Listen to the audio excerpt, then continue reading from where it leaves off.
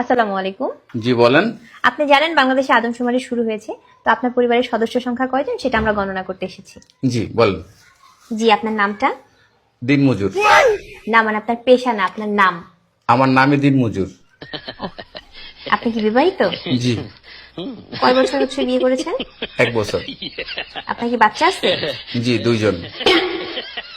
মানে আমি 2 বিয়ে করেছি। ও আচ্ছা। আপনার স্ত্রীর নাম? ছোট জন না বড় জন? বড়জন? কেয়ামত। কিয়ামত। আর ছোটজন? তুফান। ও তুফান। আপনার সন্তানের নাম? ছোট জনেরটা না বড় জনেরটা? কিয়ামত জনেরটা? ঝড়।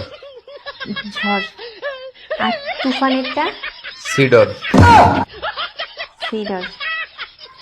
জি, আপনার মূল্যবান সময় দেওয়ার জন্য আপনাকে ধন্যবাদ। আর লাগবে না? না না না, আর কিছু লাগবে না। আর কিছু লাগলে নিয়ে যান। না না, তাহলে ভিতরে এসে চা খেয়ে যান। এখানে বেশিক্ষণ থাকার সমস্যা আছে।